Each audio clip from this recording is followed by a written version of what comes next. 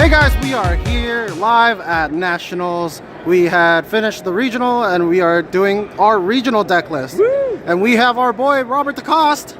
Hey. Hey Rob, so how did you do in the regional, man? Did pretty well. Went X1 with this little friend right here, Broly, and I finished 7th after tiebreakers. Wow, yeah, that's awesome, man.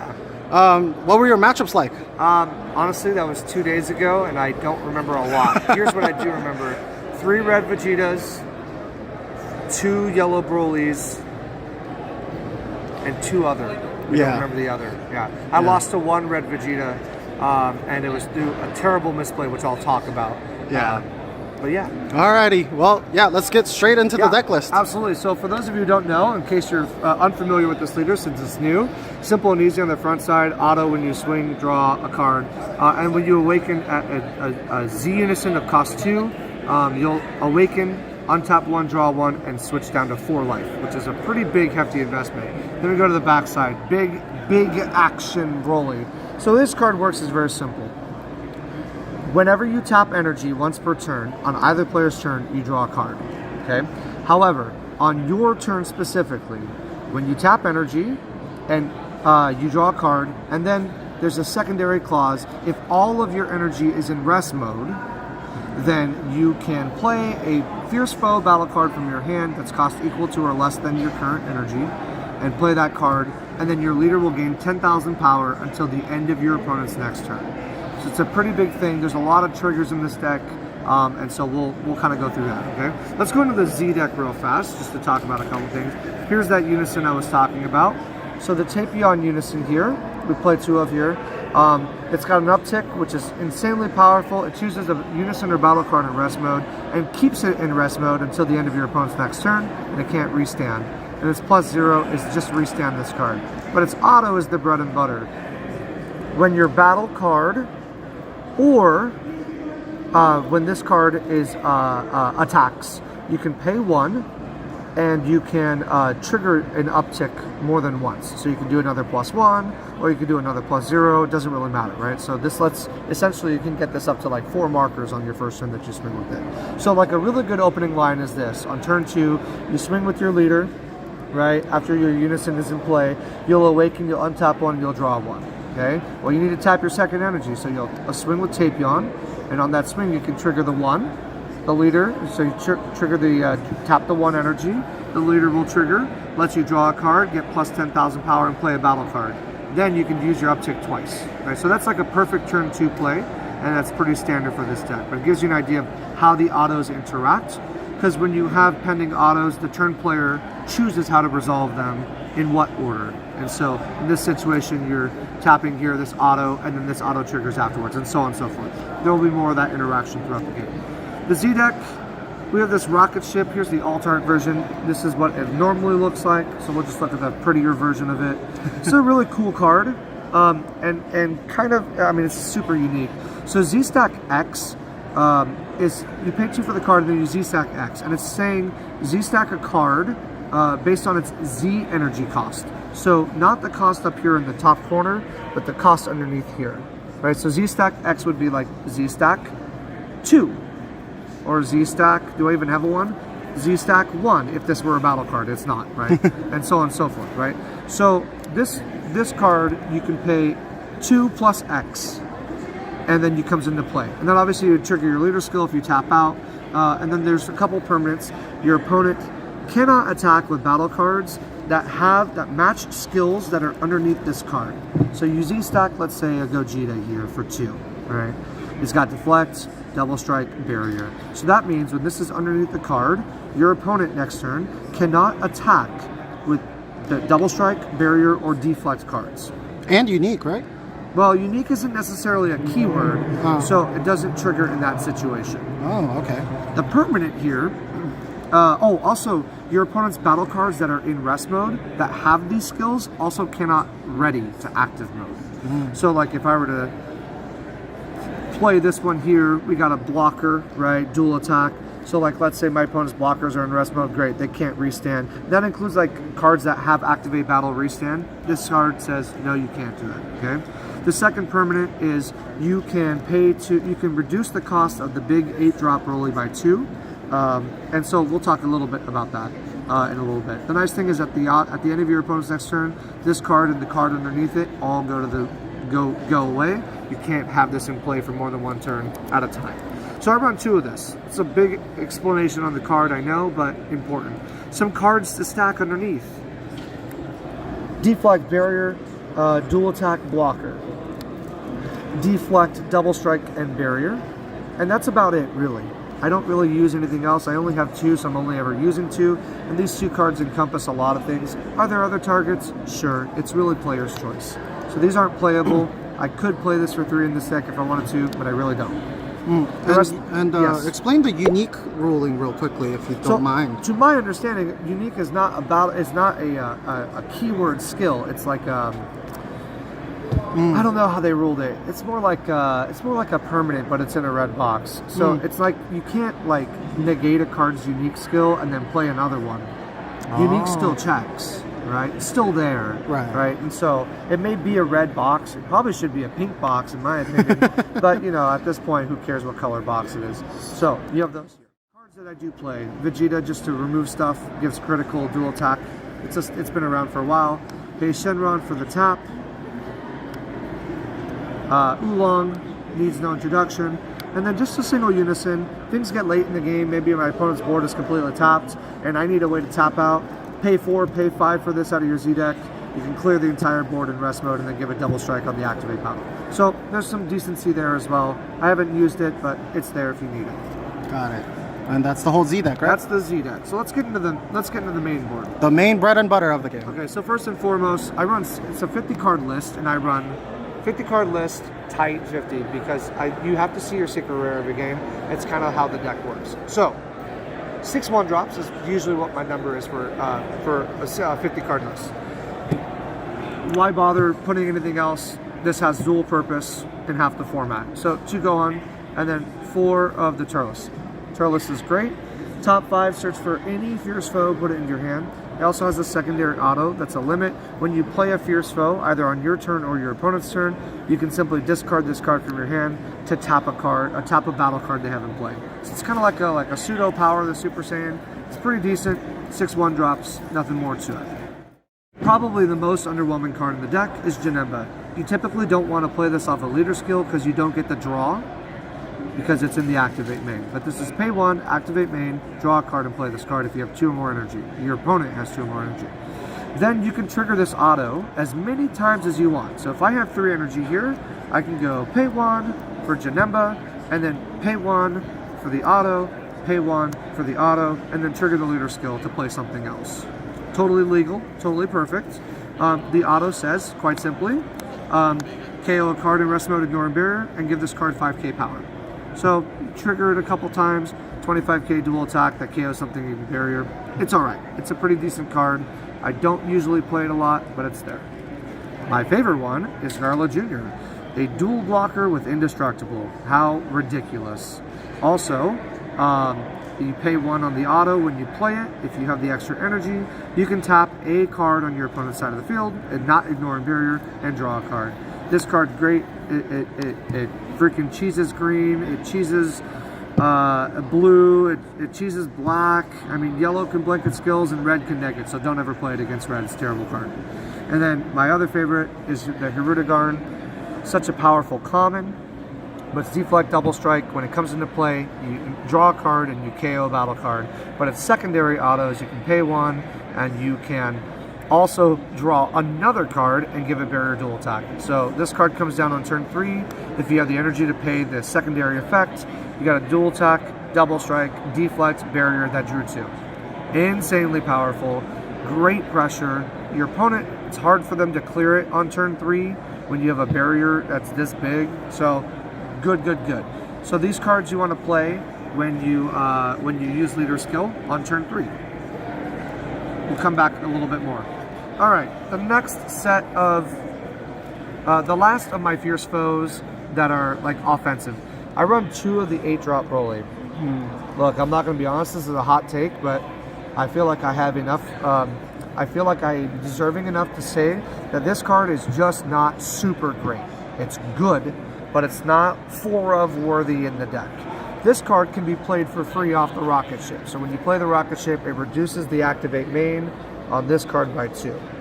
This card comes into play and you can rest up to as many cards as you want. And for every card that you rest on your field, you can gain one of these skills for the game. So usually it's like tap your leader, tap your field, tap your unison, and get like double strike, dual attack, barrier. Okay, cool, right? There are other applications for this as well, but it's a good card. It's good in the certain colors. It's great in the red. They have no clearance for 35k barrier, unless they play the new SCR, which they're not because Vegeto's better, typically. It's good into blue. Blue struggles with barrier. It's good into yellow. Yellow struggles with barrier. It's terrible into green and black, right? And typically, like this, I mean, I just don't play this card that often. Honestly, like it's not my main threat. Have I won games with it? Yeah, absolutely. It's good, but that's why it's at 2 and not 4, because the deck space on this is so tight. So you're looking at like all your major Fierce Foe cards, not including into the counters. But let's go over how this deck works. First off is Bulma Explorer. Great card. We love this card. Set 4. Super old. Yeah, it's a good card. If your opponent plays Cunning, yeah, it's not as good, so charge it. Okay, not the end of the world. People all weekend tell me, oh, I'm just going to play Cunning and then you lose. I'm like, okay, cool. I didn't lose. It's okay. Like, it's okay to not untap your energy, right? Obviously, don't play the card if you're under Cunning. You would just play, like, Hirudegarn into Garland Jr. instead of playing Explorer Bulma into Hirudegarn. But if this triggers, if this goes off, what you do is you simply play this, you activate leader skill, you draw your card, you play Hirudegarn. Then you trigger your auto to do the Bulma skill, untap 2, draw 1, and then you trigger Hirudegarn autos to KO, draw a card, and then also pay the additional 1, since you have the extra energy now, to get the barrier deflect, the barrier dual attack. So super good card, right? Very applicable in this deck. But the thing I see most people not playing is the good old Set 5 classic, Shenron Wishgranter. Wow. This card is stupid good. It has multiple applications, so let's talk through it. First off, auto sparking 7, super important. You don't always have 7 cards in your drop on turn 5. It's weird to say, but you don't always have it, okay? Auto. When this comes into play, sparking 7, you draw 2 cards, and then you choose one of the 3 options. You can untap 4 energy. You can play a 3-drop or less from your drop and put it into play, like a Garland Jr. or a Janemba, or any of these things, right? Or you can give your leader plus 15k in triple strike, which is good. So now your leader is a 40k triple strike instead of a 25 single. It's usable. Under Cunning, again, you don't get the energy back, but you have other options, right? But also you just pay 5, trigger leader skill, right? Draw your card, play your hero, play a something, right? Untap your 4, get your extra abilities, and then draw your 2 off of this. You're drawing a ton of cards by playing this as well. So great card, great application, very versatile. All right, let's get into the counter plays of everything. So I'm gonna put this down here. This deck, because the whole idea of the deck is that you tap out, your defenses are super limited. So we play a number of free defense cards. Mercenary Tau is part of the new Fierce Foe package. If all your energy is in rest mode, you can take a life, and the card entering play that has 35,000 power or less is played in rest mode instead, and he's a blocker. So really good, just take a life, put something in rest and gain a blocker, decent. And of course, Prideful Transformation relies on you having your unison. The whole idea is to keep your unison alive in this game. And so you want to just tap their board, and then when their board's in rest mode, your unison gets those double upticks, and those cards stay in rest mode when you use them, right? So good free counter plays. Free counter attacks. Bojack. Same thing as the Tau. All your energy has to be in rest mode. It's just a once per turn free negate. Play this from your hand, it's a 25k. The big thing about these guys, pay attention to their power. 25,000 power, okay? gets around Koitsukai. So Koitsukai doesn't just wreck this deck because all your free counters are 20k and less and your hand gets shredded. They thought hard, I think they thought hard about how this would interact with the format, and they did a good job by making these guys bigger. Plus, this is just a threat on the next turn. However, 0 combo power, so be aware. You don't want to slam all these into your deck because, honestly, your hand gets fat, but it's full of a bunch of dead cards. Right. 2 time magics. You got to be careful about how much life you're taking, right? Again, you're tapped, so you're using this for sparking. But that's why we play Release from Evil to get yourself out of some of the stickier situations. Release from Evil does a great job of maybe eliminating that dual attack or that triple. Acts like a pseudo counterattack depending on what you're swinging into, blocking, I should say. So here's all your free negate, and then of course 4 super combos. You immediately get them live on turn 2. So what's not to like?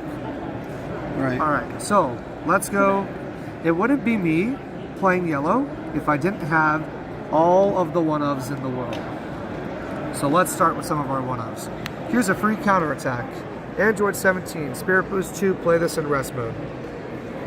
Yeah, your unison gets a lot of markers. If you defend it properly and it's alive, this card might save you in a game. It did for me. 1 blocker token.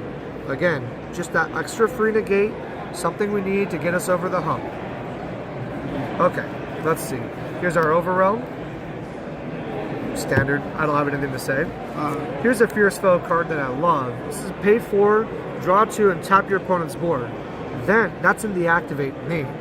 Then in the auto, you choose one of your opponent's battle cards and one of your opponent's energy, and they stay in rest mode until the end of your opponent's next turn. This card, turn 4, triggers the Broly, plays a Hero to Garner or Garlic Jr., insane pressure, 35k, and also you're plussing. You're actually plussing on this card because you get the draw 2 in the activate main. I play it. I only play it at 1. You only need to see it once. If you see it, you do. If you don't, you don't. Oh, here's the other Fierce Foe. Cooler. I really don't like this card, but it pairs really well with this. This plays 3 meta tokens in play, and then this is like a pseudo dual attack. You play your tokens. Then you tap your tokens, you play the Broly, and you get all the keyword skills. Like, it's got good synergy, but, you know, this is bad into a lot of matches. Yellow, time magics, this guy stays in rest mode, you only get 1 draw off of it. Green, dormant potential kills all your tokens. So it's a one-of just to pair with the other 8-drop, but it's nothing special. I play it when I have it, and that's about it, really. Alright, we've seen this on Deck Planet. This freeze is really cool, but it's only good in certain matches. You have to really know the meta and know what your opponent's doing in their game. For example, into a yellow deck, I want to slam this before they get to turn 4, so I can look for their secret rare, play it in rest mode, and then play their Hero to Garner, not the leader skill, to kill the secret rare, right? If it's a Gogeta secret rare, or if it's a Vegito red secret rare before they get to 4 energy. It plays the card with its skills intact. So, if you were to play this and look at your opponent's hand and play Beast Gohan from their hand, you lose your whole board and you probably take the life as well. So this is this is applicable in a lot of situations. I like to use this against my friend Jared, teammate Jared, who plays Cell Xeno. If I can get their Cell Xeno out of their hand by turn 5, I typically can win the game. So this will be a card I'll try and slam on 4, look at their hand and go, oh yeah, play your Cell Xeno. You had 4 energy? Ah, it doesn't trigger. What a bummer, right? 1 Annihilation, just because this card is stupid and it needs to be in the deck. 1 Belmont, just for a little bit of extra tapping ability. I know some people are playing the Lavender, but honestly, the 1 energy for the is good enough. Typically, you don't need the 2. And this is a 25-day double crit, and of course the Gogeta for the list. It's live immediately. It is so stinking good. So lots of one-ofs, helps the deck work, and overall, like, this is a pretty good one. So before I go into the side deck, I lost that Vegeta match like I was talking about. It's a good match. I lost because I was being silly, and after I swung with this on turn 2, I passed the turn before I upticked my unison, and I lost the unison on his return too, that cost me the game. I was so far behind. keeping the unison alive is absolutely a priority. You don't want to pay 3 energy on turn 3 to play it. You want to do other stuff on turn 3, like Boma Explorer or something. So losing your unison at 2 markers was pretty bad. If it were at 4, I would have been able to defend it a little bit more, and it would have survived the turn. And at that point, I would have had more momentum going into his next turns.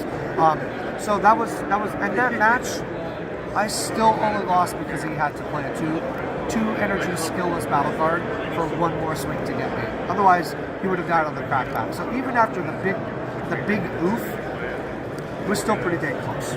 So 3 of this because it's a 0 combo. And you're not going to play it every turn. And 3 of this because you only have 3 life to play with for free negates. Why do I want so many? So instead of not having tech choices up here, I could just play 4 of everything, and then I just have no versatility in the deck. Right. The tech choices are up here, so these are better. You know, these are a dual negate. It's a free negate in a different way, right? So why, and this isn't actually a negate, right? And so I don't want to slam my deck with a bunch of 10Ks. Where are they? Where's the dragons?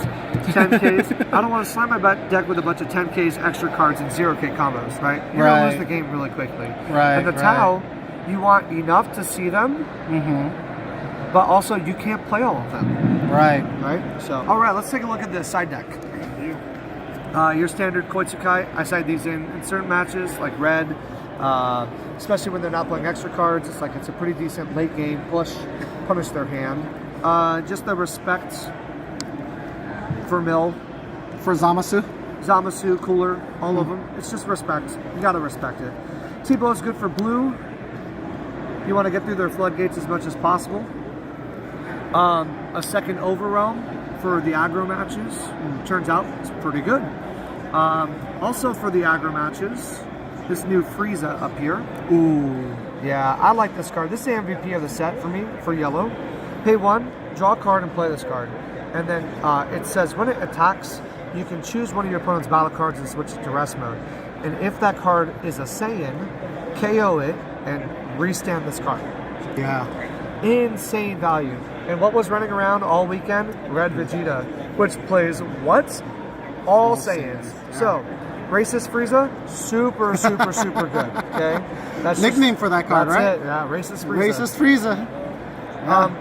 Also for aggro and just good control. If I'm trying to set up my opponent for Gogeta Xeno, or not for Gogeta Xeno, for Gogeta SCR, I'll often use this to defend myself. They'll try and match me 25-25 on my leader, and then I'll just do this, tap their unison, tap their dual attacker that hasn't swung yet, tap their double strike, whatever. This gets me, I mean, this has literally won me games before, because people did not expect me to play this in the deck. You simply just combo, and then when this is the 3rd or more Z charge, or when this is the 3rd or more Z energy, you get the auto, which lets you tap a battle card in unison. Right. Incredibly versatile card. And you can always just pay 1 and swing 1K dual attack with it. For the game, right? For the win, right? I have. And then the last thing, which was the MVP of the weekend, was the Vegeta Unison of Fury. Still relevant. Still relevant to this day. Saves me into Nova, saves me into green. I mean, the card is just absolutely clutch. I was able to get my final round, which got me in the top 8 against the Nova by slamming one of these down and then just down ticking, passing the turn. He went Gogeta, 11 markers, played Emperor of U7, couldn't swing with anything, and then I spent my next turn critting my life to play my Gogeta, blow his board up, and then use this to kill him on the -3. So overall, like a really good and defensive Z deck. There is nothing better than tapping 4 for this guy and then playing a Rudigar next to it. We wouldn't think of that in a normal format. Like, you wouldn't do that in Nova because you don't have all the free defense and the 25K leader. But here, this card is absolutely clutch in a deck that wants to tap out to get free defense and play free cards. So, pay 4, pay 5 for it. Who cares, right? The -3, the tap, the energy, and the double strike is so much pressure. Or the -1 to stall them out.